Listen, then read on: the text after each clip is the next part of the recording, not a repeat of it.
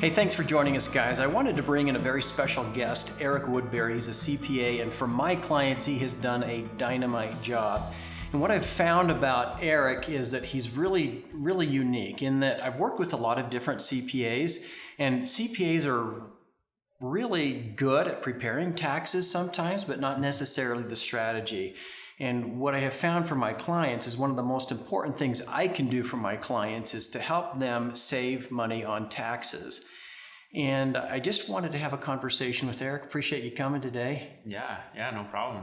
Yeah. Tell us a little bit about your philosophy, a little bit about your background, and then how you came about doing specifically what you do for your clients. Yeah, great. Yeah. So my background is, in accounting and tax, and I've always done accounting. I've always done tax and things like that. However, when I started my own firm, I just did tax preparation, basically, just like every other accountant. And I really got tired of disappointed clients. They come in, you prepare their taxes, and you didn't make everybody happy all the time. No, the opposite. I was kind of the bearer of bad news, right? And so they come into me, and I prepare their taxes, and I say, hey, this is what you owe, and they're like, really? Like, is there anything we can do about that? Can we negotiate this or what? And it's like, no, that's just what the IRS says you owe. And what did you have to tell your clients at that point? Yeah, I basically just said, hey, that's, we're filing your taxes in line with IRS guidance. And because really I didn't know what else they could do, really. And I just knew that that's how the tax return was prepared, and there was nothing I could do about it. That's really interesting, because what I've discovered over the years for me is that CPAs are different, and they have kind of a different CPA specialty. Yeah. Right? And just because somebody's a CPA, that doesn't necessarily mean that they do tax strategy. They may specialize in auditing or different kinds of things. But most people, what I found is that they think that CPAs know everything. And, right. You're really smart folks, right? But it's really hard for anybody to know everything about everything, right? Mm-hmm. Yeah, 100%. It's just like with a doctor or, dentists and things like that. People specialize in certain things. And, if you have a heart problem, you're not necessarily going to go to a brain surgeon. You want to go to a heart doctor, a cardiologist, because they're going to be able to help you the most with that problem. And so, we specialize in tax strategy so that we can help business owners with their tax issues. And we only work with business owners because there's a lot more opportunity to add value for them and to help them out. And then we work with we do the personal returns for the business owners. But yeah, so there, over the years, I've spent a lot of time and resources learning from top CPAs, top tax attorneys in the country on, the best strategies to use, the best ways for business owners to save money on taxes, because there are a lot of them out there, and there are a lot of businesses, doing a lot of really cool things that, people just don't know because, CPAs don't know, right? And again, as I've worked with clients and CPAs over the years, one of the things that I have found is really interesting is that the client will bring in their stuff, their receipts, their reports, but there's really little that you can do with it at that point. Is that right? Yeah. There are some things you can do going back, going back to amend or just going back in time, but way less. Tax planning. It's called tax planning for a reason, right? It's should be forward thinking, and it starts at the beginning of the year. It starts early on. It's like right now, where we're looking at, most of the time accountants are looking back, right? They're looking back at last year, what happened last year. We want to look at that, but we want to look forward and what's going to happen this year and what you need to do to put yourselves in a good position to save money on taxes for the upcoming tax year, so that when we file your taxes, you're pleasantly surprised rather than unpleasantly surprised. What would you say the biggest difference is between the focus of your practice and the average CPA? Yeah, so, and it's not that, other CPAs are negligent or incompetent. It's just that they're not doing tax planning. And we focus on that. And a lot of times, it's, they don't have time or the resources, or they don't feel like, they can provide that service or charge for that service. And so they just don't do it. And then really at the end of the day, it's the client who ends up, overpaying, and they end up paying for it. That's and another interesting point is that what would you say the average, not necessarily the amount, but how many clients that you work with on average, what's the percentage of those clients that are paying more than is required by the tax code? Mm-hmm.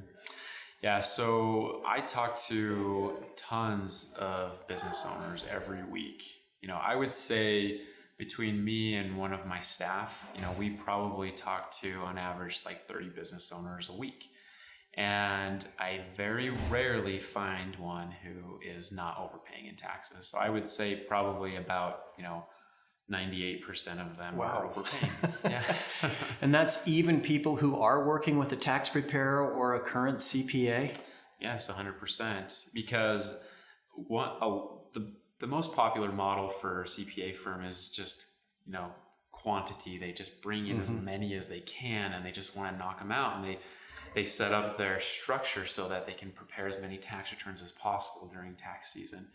And they aren't leaving time for the strategy piece. And so we don't want thousands of clients. We just want the right clients. We want to work with the right people, the right business owners, the people that we can really help and add value for, rather than just bringing on tons of clients. Is there an average return, if you will? I mean, if you not tax return, but an average return. So let's say if a client were to save a certain amount of money versus what you charge to do, is there a certain return that you kind of shoot for? Yes, definitely. So we want to make sure our clients are seeing, in the first year that they work with us, because that's where they're going to have the largest investment, at least 3 to 4 times. So they're going to make 3 to 4 times on whatever they pay us.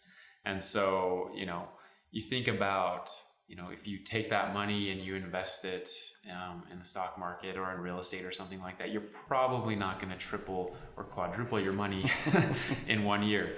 And so with tax planning, you're doing that essentially. And so, and then after that, sounds like a great ROI. Yeah, exactly.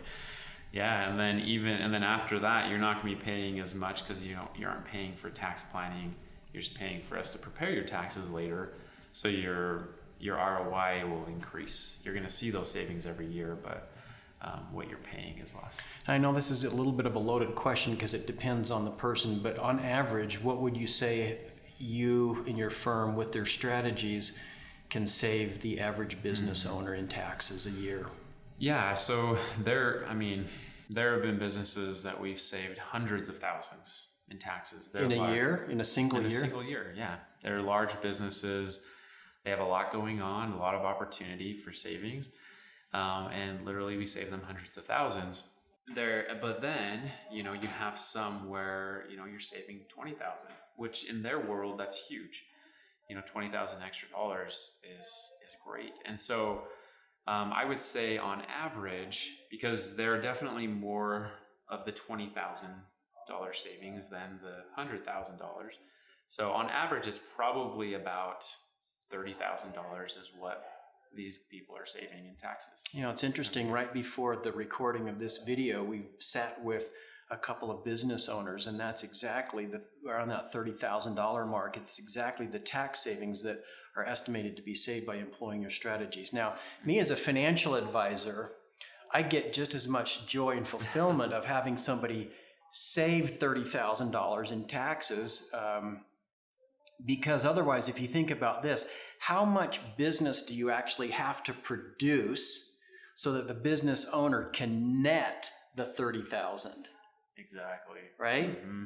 And the other way to look at this is how much money would you have to give a financial advisor and take a lot of risk to hopefully net $30,000 in investment increase. And it's going to be, honestly, in today's market, the stock market's been good, but it's also been bad the last little while. But if you take about, a 5 to 6% rate of return, you'd have to give me between $500,000 and $600,000, take all of the risk with that $500,000 or $500,000 or $600,000 to net the $30,000 in growth. So as a financial advisor, what I really like and appreciate about working with you is that we can get that money for the business owner through tax savings, and there's no risk, right? Exactly. Now we take that money, that tax savings, we can reinvest it back in the business. Either we can start hiring different people, or they can spend it, increase, or we can reinvest that and make a big, big difference in their lives. Exactly. Mm-hmm. Great philosophy. Yeah. If somebody wanted to contact you, how would they do that? Yeah, so you can contact me through my website. It's woodburystrategy.com. So you can check out my website, find out about me. And on there, you'll find a way to schedule an appointment with me on my calendar. You'll find my phone number if you need to call me directly. You can call us there. If you go to woodburystrategy.com, you can contact us there. Excellent.